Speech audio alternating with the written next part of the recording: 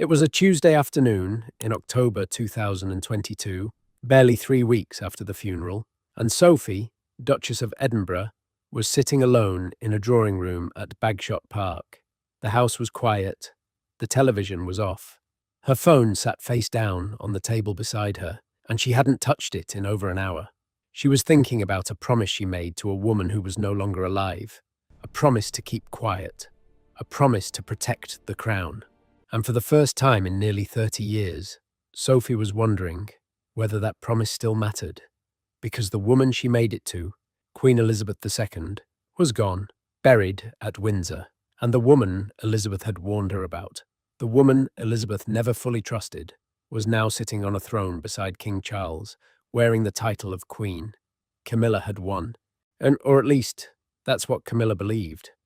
What she didn't know, what nobody outside a very tight circle knew, was that Sophie had been watching her for 3 decades, quietly, patiently, taking mental notes, remembering every lie, every manipulation, every cruel word whispered. When Camilla thought no one important was listening, Sophie had stored it all, not out of spite, not out of jealousy, but because she loved Elizabeth, and she knew that one day the truth would need to come out. That day was coming. But before we get to what Sophie revealed, and trust me, some of it will shock you, we need to go back to the very beginning, back to when a young woman named Sophie Rhys-Jones walked into the most famous family in the world and had no idea what she was walking into. It was 1993. Sophie was 28 years old, working in public relations, and she had just started dating Prince Edward, the youngest son of Queen Elizabeth. She wasn't flashy, she wasn't dramatic, she didn't arrive with cameras and paparazzi trailing behind her. In fact, most people barely noticed her at first, and that was exactly the point. After everything the royal family had been through, the messy divorces, the scandals, the constant tabloid wars, Sophie was a breath of fresh air. She was calm, she was kind, and most importantly, she didn't seem to want anything from anyone. Elizabeth noticed.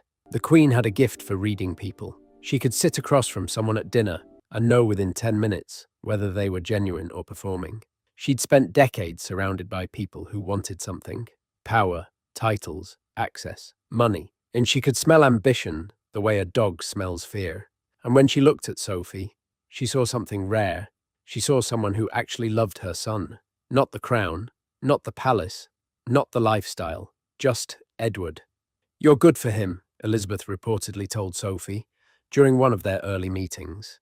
Simple words, but from a woman who measured every syllable, those 4 words meant everything.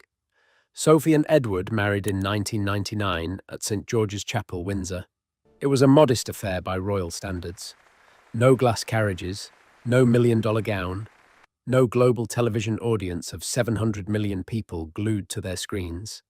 Sophie wore a simple but elegant dress, smiled warmly at the cameras, and walked into the most famous family on earth with the kind of quiet confidence that said she knew exactly who she was, and she didn't need a tiara to prove it. The press barely covered it compared to Charles and Diana's spectacular wedding, nearly 2 decades earlier. And honestly, that suited Sophie just fine. She had watched what happened to Diana under the spotlight. She had seen the damage that kind of attention could do to a person. She wasn't about to make the same mistake. From the very beginning, Sophie made a conscious choice. She would be useful, but never flashy. Present, but never the center of attention. She would serve the Queen, support her husband, and stay out of the headlines. It was a strategy that would protect her for decades, and one that would eventually make her the most trusted woman in Elizabeth's life. But here's the thing. Nobody tells you about joining the royal family. The wedding is the easy part. The real test begins the morning after, when you wake up inside a system that has been running for 1,000 years and realize that your opinion doesn't matter unless someone very powerful decides it does. And in those early days, Sophie began to learn who held real power behind the scenes. It wasn't always who you'd expect. If you've been following our stories about the royal family, you know by now that things inside the palace are never what they look like from the outside. And if this is your first time here, welcome. You've picked quite a story to start with. Now, let's talk about Camilla. By the time Sophie married into the family, Camilla Parker Bowles had already been part of Charles's life for over 20 years, and their affair during his marriage to Diana was the worst-kept secret in Britain. Diana herself had spoken about it publicly, famously saying, "There were 3 people in her marriage. The whole world knew." And yet, Camilla stayed. She waited in the shadows, patient as a cat watching a mouse hole, knowing that eventually the door would open for her. When Diana died in 1997, everything changed. The nation was devastated. The world mourned. And inside the palace there was a quiet panic. Because Charles and Camilla's relationship was suddenly under a microscope. The British public blamed Camilla. They blamed Charles. And for a few years, Camilla retreated. She kept a low profile. She let the grief settle. She was careful, too careful, Sophie thought, because Sophie had been watching. Well, and what she saw in those years after Diana's death didn't sit right with her. While the nation grieved, while William and Harry grew up without their mother, while flowers wilted at the gates of Kensington Palace, and the press slowly moved on to other stories, Camilla was doing something very deliberate. She was building a campaign, not a loud one, not an obvious one, a slow, calculated, step-by-step campaign to rehabilitate her image and eventually take a seat beside Charles on the throne. And she was good at it, terrifyingly good. Sophie saw the PR meetings. She heard about the carefully planned strategy sessions that went on behind closed doors. She noticed how Camilla's public appearances were choreographed down to the smallest detail, designed to make her seem warm, relatable, and completely harmless. And a visit to a children's hospital here, a charity luncheon there, always smiling, always wearing the right colours, the right jewellery, the right expression. Never too flashy, because that would remind people of the woman who stole a husband. Never too plain, because that would look like she had something to hide. It was all engineered. Every handshake, every laugh, every carefully positioned photograph. She had a whole team, a former palace aide would later recall. Every appearance was planned months in advance. Nothing was spontaneous. Nothing. Sophie didn't say anything. Not then. She was still new to the family, still finding her feet, and she understood the unspoken rule better than anyone. You don't speak against other members of the family. Not publicly, not privately, not ever. But she listened, and she remembered. And the first real crack appeared in 2005, when Charles and Camilla finally married. It was a civil ceremony at Windsor Guildhall, not a grand church wedding, because the Church of England had complicated views about divorced people remarrying. The Queen didn't attend the ceremony itself, only the blessing afterward. That absence spoke volumes. She went to the blessing because she had to, a source close to the family later said, not because she wanted to. Elizabeth was polite to Camilla. She was always polite, but there was a coolness there, a distance that never quite closed. Sophie saw it at family gatherings. She saw how Elizabeth would greet Camilla with a nod and a thin smile, then turn to Sophie, and her whole face would change. Warmer, softer, real. At Christmas dinners at Sandringham, and the seating arrangements told the story better than any newspaper ever could. Sophie was placed close to Elizabeth. Camilla was further down the table. It wasn't accidental. Nothing at Sandringham was accidental. The Queen had her favourites, a former household member once said, and she didn't bother hiding it. Sophie was family. Camilla was tolerated. That word, tolerated, would come to define Camilla's position for years. She had the title. She had the ring. She had Charles's arm to hold at public events. She had the Rolls-Royce and the bodyguards and the invitations to every state dinner on the calendar. But she didn't have the one thing she wanted most. She didn't have Elizabeth's genuine acceptance, and she knew it. Everyone in the palace knew it. The staff knew it from the way Elizabeth's voice changed, just slightly, just a fraction cooler, when she spoke to Camilla compared to when she spoke to Sophie, or Anne, or her grandchildren. And that's where the resentment began. You see, Camilla is not a woman who handles rejection well. She'd spent years being rejected by the public, rejected by Diana's memory, rejected by the press. She'd survived all of it by being strategic and patient. But being rejected by the Queen herself, quietly, subtly, in ways that only insiders could see, that ate at her, and she began to take it out on the people Elizabeth loved most. Sophie was the first target. It started with small things, comments that could be brushed off as jokes but had a sharp edge underneath. At one family gathering, Camilla reportedly looked at Sophie's outfit and said, loud enough for others to hear, "Oh, how brave of you to wear that." It sounds harmless on paper, but anyone who's dealt with a certain type of woman knows exactly what those words mean. It wasn't a compliment. It was a knife wrapped in silk. Sophie smiled. She always smiled. She had learned from the best. Elizabeth herself, who could endure an insult with a facial expression that gave away absolutely nothing. But later that evening, when Sophie was alone with Edward, she let the mask drop. She does it on purpose, Sophie told her husband. Every time, she finds the one thing that will sting, and she says it like it's nothing. Edward, ever the peacemaker, tried to calm things down. That's just how she is. Don't let it get to you. But Sophie knew better. This wasn't just how Camilla was. This was who Camilla was. And there was a difference. Over the next several years, and Sophie watched as Camilla's behavior grew bolder. The small jabs became bigger moves. Camilla began positioning herself at the center of royal events, subtly edging other family members, including Sophie, out of key moments. She whispered in Charles's ear about which family members should represent the crown at important engagements, and more often than not, her suggestions meant Sophie was left out. It was like being slowly pushed to the edges of a photograph, Sophie reportedly told a close friend. You don't notice it happening until one day you look up and realize you're barely in the frame. And the staff noticed too. Palace employees, the dressers, the secretaries, the footmen who served tea and carried schedules. They saw everything. They saw how Camilla treated junior staff when no cameras were around. Short tempers, clipped orders, a tone of voice that made it clear she believed she was above everyone in the room. One former member of the household described it this way. With the Queen, you always felt respected. She said please and thank you. She remembered your name, your children's names. With Camilla, you felt like furniture, something to be used and ignored. Sophie heard these stories. She heard them from the staff themselves, people who trusted her because she treated them like human beings. And each story added another page to the mental record she was keeping. Another piece of evidence, another reason why the truth, someday, would need to be told. But Sophie had made a promise. She had looked at Elizabeth, the woman who had become more than a mother-in-law, more than a queen, a true confidant, and she had promised to keep the peace, to protect the family's image, to endure Camilla's games with grace.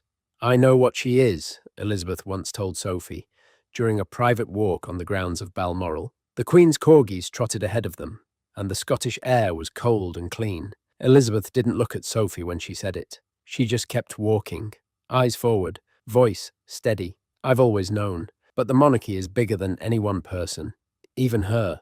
Sophie nodded. She understood. Elizabeth was telling her, in the clearest way she could, that she saw Camilla for exactly what she was, but that exposing her would damage the institution they both loved. So Sophie swallowed her frustration. She smiled at Christmas. She attended events alongside Camilla and said nothing.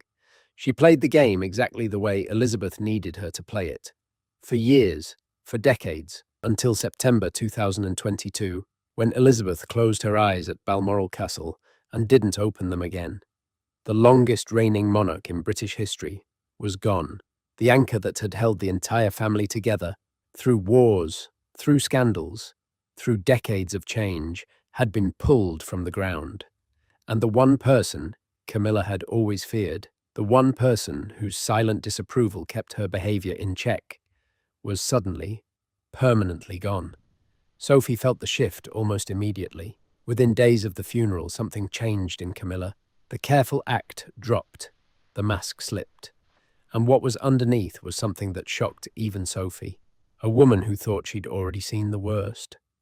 What Camilla did in the weeks that followed Elizabeth's death would become the breaking point for Sophie, and the thing that finally convinced her that silence was no longer loyalty. It was betrayal, and what she discovered about Camilla's actions during those raw, grief-filled days, the secret phone calls, the hurried meetings, the documents that were quietly moved before anyone could question them, was something that even Sophie, after 30 years of watching, never saw coming.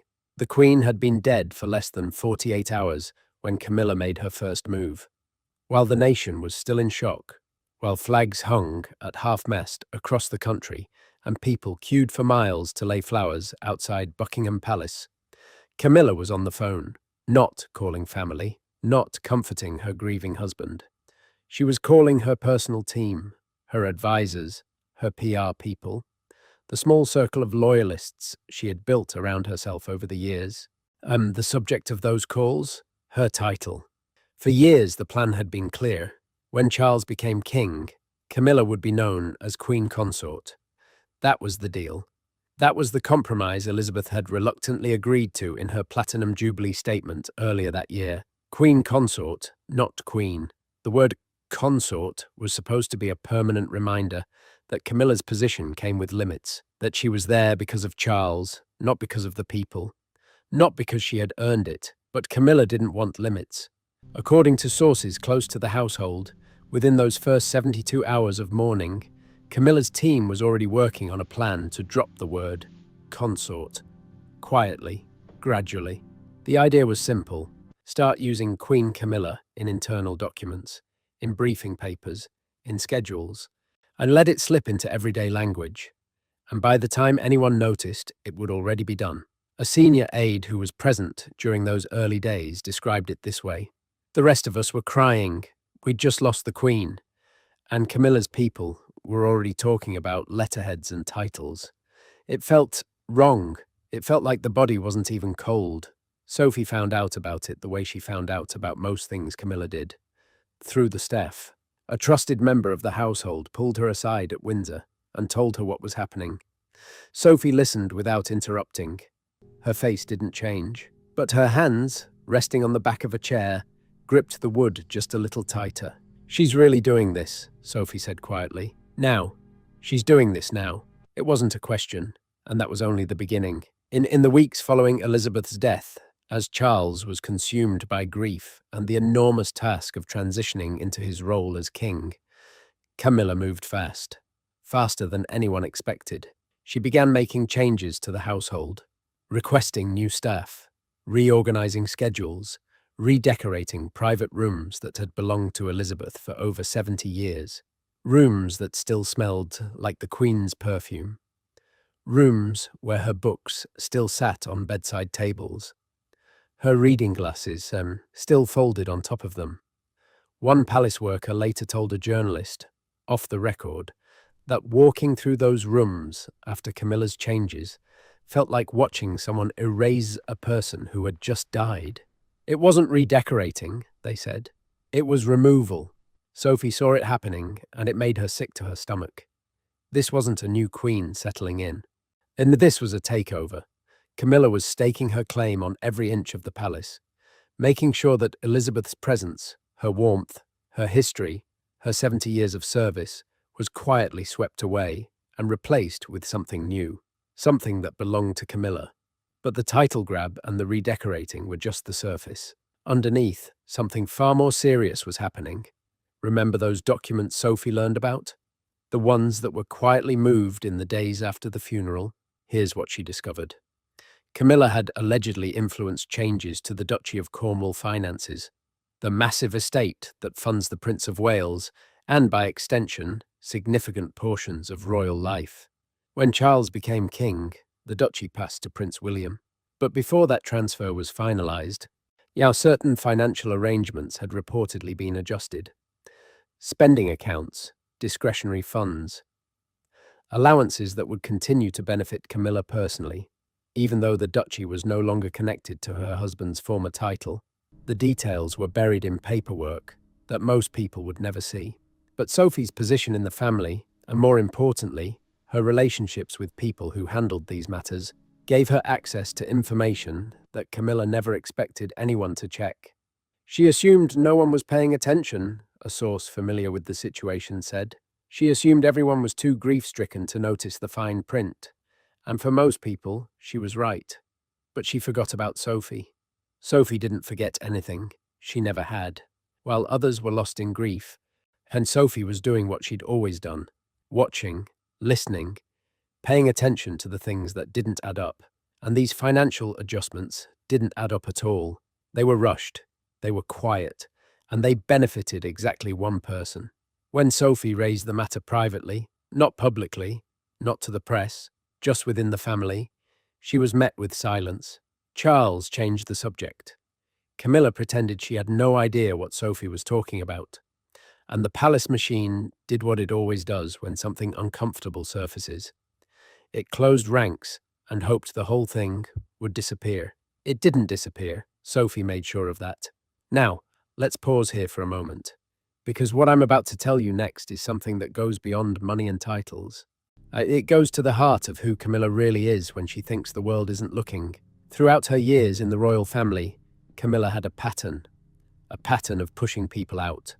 Not violently, not obviously, but steadily, persistently, like water wearing down a stone. Anyone who threatened her position, anyone who Elizabeth showed too much affection toward, anyone who might overshadow her at a public event, Camilla found ways to sideline them. Princess Anne was one of the first to notice. Anne, Elizabeth's daughter, a woman who takes absolutely nothing from anyone, had clashed with Camilla quietly for years. Anne never liked the way Camilla entered the family, and she wasn't shy about making that clear in private. At one family dinner, reportedly sometime around 2010, Anne made a comment about loyalty that landed like a stone in a still pond. The table went quiet. Charles looked at his plate. Camilla smiled tightly and changed the subject. But Anne could handle herself. She was a princess royal. She had the armor of someone who'd been in the family her entire life. Sophie didn't have that armor, and Camilla knew it. So Camilla targeted her differently. She worked on Charles. Quietly, over months and years, she planted ideas about which family members should take on prominent roles and which ones should step back. She suggested that Sophie and Edward weren't high profile enough for certain international engagements. She implied that their public appeal was limited. She framed it as practical advice. What's best for the monarchy, darling? But the result was always the same. And Sophie found herself left off guest lists, passed over for trips, quietly excluded from events that she would have been perfect for. And here's what made it so clever. Camilla never did any of this directly. She never sent an email. She never made an official request. She worked through Charles, through whispered conversations over breakfast, through suggestions that sounded reasonable until you realized the pattern. It was always someone else's decision on paper, but the fingerprints were Camilla's. Charles doesn't see it, Sophie told a close friend during one particularly frustrating period. Or maybe he does, and he just can't admit it. Either way, the result is the same. Think about that for a second. Put yourself in Sophie's shoes. You've spent years serving this family. You've been loyal. You've been quiet. And you've done everything right. And slowly, gradually, the woman who broke up the most famous marriage in the world is pushing you into the shadows. And your own brother-in-law is letting it happen because he can't say no to her. Would you have stayed quiet? Would you have kept smiling? Or would you have done what Sophie eventually did? Now, Camilla didn't just push people aside. She also had a way of dealing with Diana's memory that troubled almost everyone who witnessed it. In public, Camilla was careful. She never said a negative word about Diana on camera. She attended the right memorials. She stood in the right places. She looked solemn when she needed to look solemn. But behind closed doors, the story was different. Multiple sources over the years have described moments where Camilla was dismissive of Diana's legacy. Small comments, her eye rolls when Diana's charitable work was mentioned. A reported instance where Camilla referred to the public's ongoing love for Diana as that ridiculous obsession. She wanted the world to move on from Diana, not because it was healthy, but because Diana's shadow made Camilla look exactly like what she was, a replacement that nobody asked for. Sophie heard these comments. She was in the room for some of them, and each one cut deeper than the last, because Sophie had known Diana.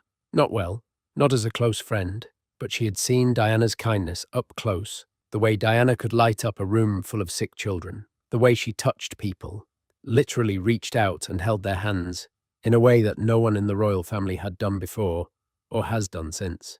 To hear someone dismiss that, to hear it treated as an inconvenience. It was more than disrespectful. It was cruel. There was one particular incident that Sophie never forgot.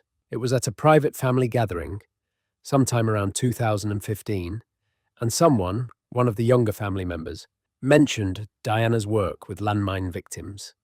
It was an innocent comment, a genuine moment of admiration. The room went still for just a beat, the way it always did when Diana's name came up. And in that silence, Camilla let out a small sigh and muttered something under her breath. Sophie didn't catch every word, but the ones she did catch were enough. "Always Diana," Camilla had said. Even now, the dismissal in her voice was unmistakable. Not anger, not sadness, just tired irritation, like someone complaining about a stain that wouldn't come out of a tablecloth. As if Diana were an inconvenience, rather than a mother, a humanitarian, a woman whose life was cut short at 36 years old. Sophie set her fork down very carefully. She didn't trust herself to hold it. And then there was Prince William. William kept his distance from Camilla, and anyone paying attention knew why. He was polite because he had to be. He attended family events because the crown required it. But there was a wall between him and his stepmother that never came down. William had his mother's instincts. He could read people, and what he read in Camilla was something he didn't trust. Sophie and William shared a quiet understanding. They never spoke about it directly. That wasn't how the royal family worked. But there were glances at family events, small moments of shared frustration. A look across the dinner table when Camilla said something particularly outrageous that said, "Without words, I see it too." Those silent alliances mattered, because when Sophie finally decided to act, she wasn't entirely alone. But the decision itself, the moment Sophie crossed the line from silent witness to someone willing to let the truth come out, that happened on a specific night in late 2022, after the coronation plans had been announced, after Camilla's title had been officially upgraded, after everything Sophie had watched and endured for 30 years reached a tipping point. It was a private evening at Bagshot Park. Edward was reading in the other room. The children were asleep upstairs. The house was so quiet that Sophie could hear the old pipes ticking in the walls. She sat at the kitchen table with a cup of tea that had gone cold an hour ago, turning her phone over and over in her hands. The screen lit up each time she flipped it. Then dark, then light again. She was thinking about Elizabeth, about the promise she'd made, about the look in the Queen's eyes when she'd said, "I know what she is." That look, not angry, not bitter, just deeply, wearily knowing, had stayed with Sophie for years. Elizabeth had understood Camilla better than anyone, and she had chosen to protect the institution over the truth, because that was what queens did. They swallowed the bitter pill so the country wouldn't have to taste it. But Elizabeth was gone now, and the institution she had spent her entire life protecting was being reshaped, day by day, decision by decision, by the very person she had warned Sophie about. The very person she had tolerated but never trusted. And Sophie was watching it happen in real time, just as she'd always watched. Except now there was no queen to keep the balance, no steady hand on the wheel, just Camilla, steering everything toward herself. Sophie picked up her phone. She scrolled to a contact, a name she trusted completely. Someone outside the palace but deeply connected to the world of the press. Her thumb hovered over the call button for a long moment. She could hear the clock ticking on the kitchen wall. She could hear Edward turning a page in the next room. She could hear her own heartbeat, steady and sure, the heartbeat of a woman who had already made up her mind. Then she pressed call. "I think it's time," Sophie said when the other person answered. Her voice was steady, calm. It's the voice of a woman who had made peace with her decision before she picked up the phone. "I think people deserve to know who she really is." There was a pause on the other end. "Are you sure?" the voice asked. "Because once this starts, there's no taking it back."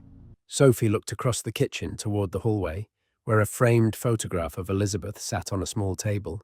The Queen was smiling in the photo, that famous knowing smile, as if she could see right through the glass and into this very moment. "I'm sure," Sophie said. "I've been sure for 30 years. And with that single phone call, 3 decades of silence began to unravel. The secrets Camilla had spent a lifetime burying were about to claw their way back to the surface. And the woman who put them there had no idea it was coming. Sophie didn't go to the tabloids. She didn't sit down with a journalist and pour everything out in one explosive interview. That wasn't her style. That had never been her style. She had watched Diana do Panorama. She had seen what happened when someone in the royal family went nuclear on camera. The short-term satisfaction, the long-term destruction. Sophie wasn't interested in destroying anyone. She was interested in the truth. So she did it her own way, quietly, strategically, the way a woman does it when she's been paying attention for 30 years and knows exactly which threads to pull. It started with the friends. Sophie had a small circle of trusted people outside the palace. Women she'd known since before she married Edward. People who owed nothing to the crown and had no reason to lie for it. Over the course of several private conversations in late 2022 and into 23, Sophie began to share things. Not everything, not all at once, just enough. A detail here, a story there, an observation that might find its way to a journalist who knew what to do with it. She was careful. Every word was measured. She never named Camilla directly in anything that could be traced back to her. She didn't have to.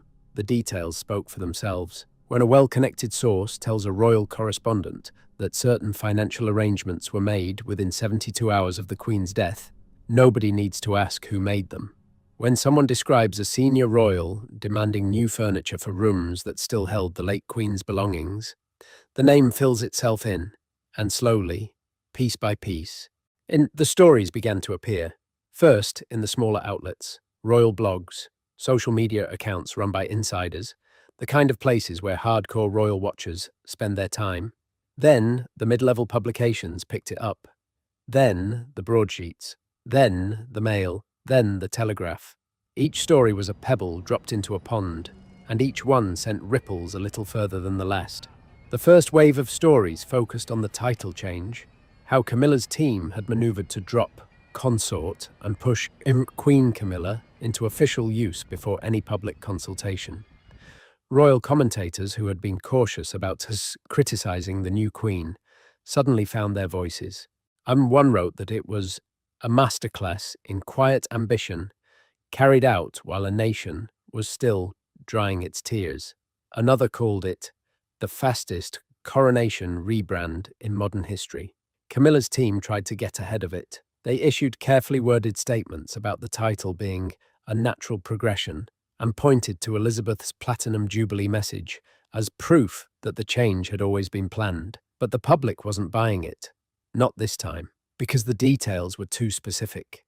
The timeline was too clear, and the source, whoever it was, clearly knew things that only someone very close to the family could know. The palace was rattled, properly rattled. There was a genuine panic inside Clarence's house, a former aide recalled. People were trying to figure out where the leaks were coming from. Phones were checked. Meetings were held behind locked doors. Camilla was furious, absolutely furious, because she couldn't control the story. And that was the thing about Camilla. She had spent decades controlling her own narrative. Every public appearance, every charity visit, every interview, all carefully managed to present the image she wanted the world to see. A warm, bookish, horse-loving grandmother who just happened to marry the king. That was the brand. That was the story she'd sold to Britain for 20 years. And now, someone was tearing it apart from the inside. Camilla suspected Sophie almost immediately. Of course she did. She wasn't stupid. She knew that Sophie had the knowledge, the connections, and, most importantly, the motive. But she couldn't prove it. Sophie had left no fingerprints, no emails, no recorded conversations. Nothing that could be traced back to Bagshot Park with certainty. Camilla cornered Charles about it, a source close to the family said. She told him point blank that Sophie was behind it. She wanted him to confront her, to shut it down. Charles, predictably, hesitated. He was caught in the worst possible position. Between the wife he'd chosen and the truth he'd spent his whole life avoiding. He knew Camilla's history. He knew her tendencies. Deep down, in the part of himself he never showed the public, he probably knew that every word in those stories was accurate. But admitting that would mean admitting that he had enabled it, that he had looked the other way for decades, that the woman sleeping beside him was exactly who Diana had said she was all those years ago. He couldn't do it. Let's not turn this into something it isn't, Charles reportedly told Camilla when she pressed him to act. The press will move on. They always do. But the press didn't move on because the stories kept coming. The second wave was worse. Details about Camilla's treatment of household staff began to surface. Specific incidents, specific dates, specific words. A housekeeper who had been reduced to tears over a wrinkled tablecloth. A private secretary who was berated in front of colleagues for scheduling a 10-minute gap between engagements. A young footman who quit after just 3 months because, as he told a friend, "I'd rather be unemployed than spoken to like that again." These stories hit differently. The British public can tolerate a lot from their royals. The wealth, the privilege, the occasional scandal. But cruelty to ordinary working people, that crosses a line.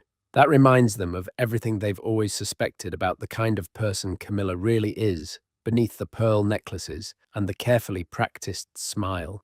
Public opinion began to shift.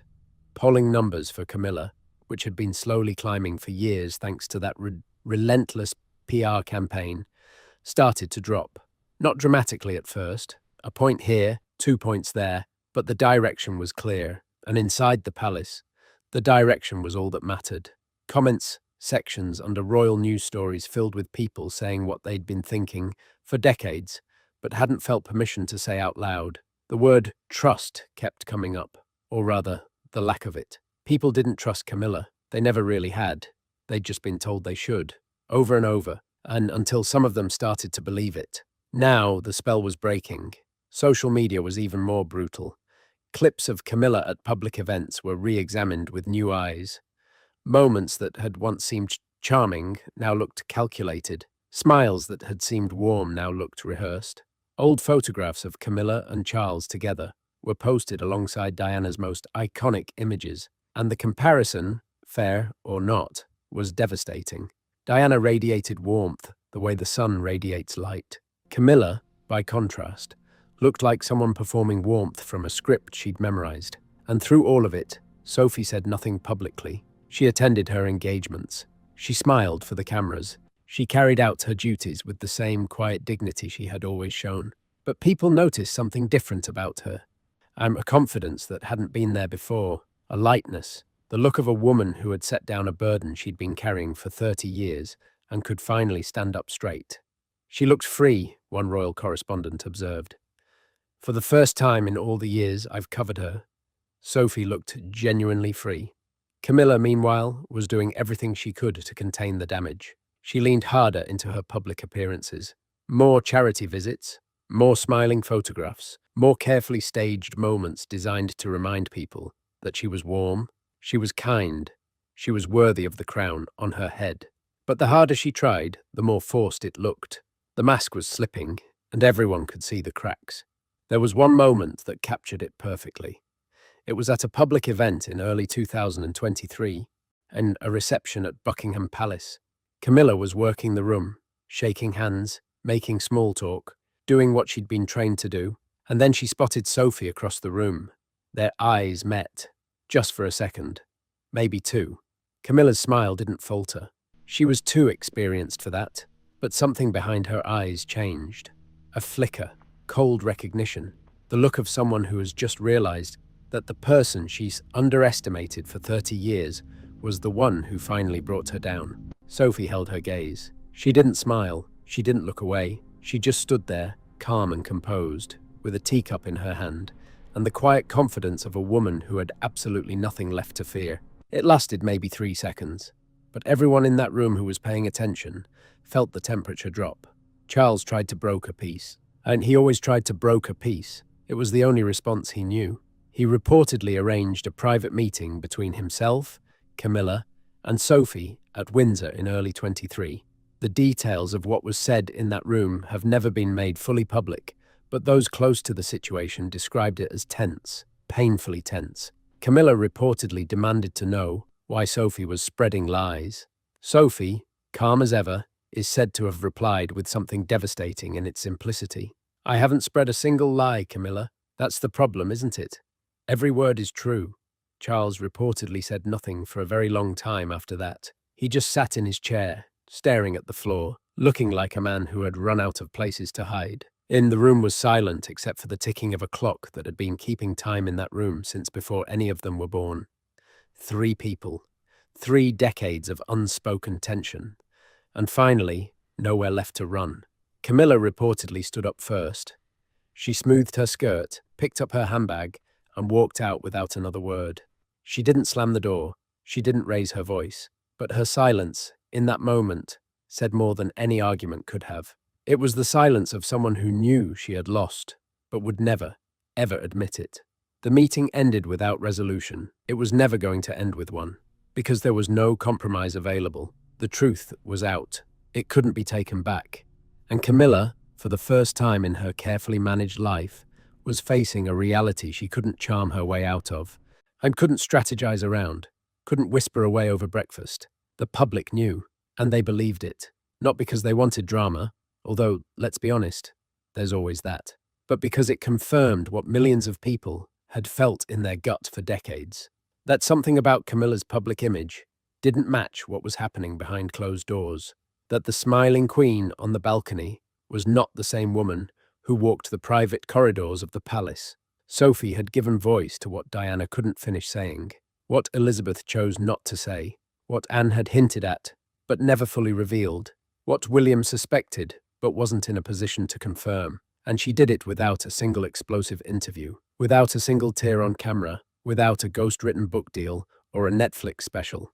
She did it the way she'd done everything in her royal life, with precision, with patience, and with the kind of quiet strength that doesn't need to shout to be heard. Today, Sophie's position within the family is stronger than it has ever been. She is widely regarded as one of the most hard-working and genuine members of the royal family. The public sees her differently now, not just as Edward's wife, not just as the quiet one in the background, but as a woman of principle who stood up for the truth when it would have been far easier to stay silent. And Camilla? Camilla still sits beside Charles. She still wears the crown, she still attends the events, and shakes the hands, and smiles for the photographs. But something has changed. The shine is gone. The carefully built image has cracks that no amount of PR can plaster over. And every time she appears in public now, there's a question hanging in the air that wasn't there before, a question that Sophie put there. Who is the real Camilla? It's funny, in the saddest possible way. Decades ago, a young woman named Diana Spencer tried to tell the world the truth about what was happening inside her marriage. She tried to warn us about the woman who had taken her husband, the woman who lurked behind the scenes, the woman who smiled for cameras while lives were quietly destroyed behind closed doors. Diana spoke up on Panorama in her own words, with tears in her eyes, and the world listened. But the palace machinery ground her down. The establishment closed ranks. And Diana didn't live long enough to see the truth fully accepted. Now, all these years later, another woman has picked up where Diana left off. And not with tears, not with drama, but with the steady, unshakable patience of someone who waited until the moment was right, and then let the truth speak for itself. Elizabeth would have understood. She might not have approved of the method. The Queen believed in silence above all things, but she would have understood why Sophie did it. Because Sophie didn't do it for revenge. She didn't do it for attention. She did it because the woman Elizabeth had spent 70 years protecting had been replaced by a woman Elizabeth never fully trusted, and someone needed to say so. "I see everything, Sophie," Elizabeth had once told her on that long-ago walk at Balmoral, "and I forget nothing." Sophie never forgot either. The difference is, Sophie decided to share what she remembered. So here we are, 30 years of secrets, 30 years of silence. And one woman brave enough to finally let the light in. The royal family will never be the same. Camilla will never be the same. And the truth, stubborn, uncomfortable, impossible to put back in the box, is now out there for all of us to see. What do you think? Was Sophie right to finally speak up after all these years? Or are there some secrets that should stay locked behind palace doors forever? Drop your thoughts in the comments, because this story is far from over, and something tells me Sophie isn't done yet.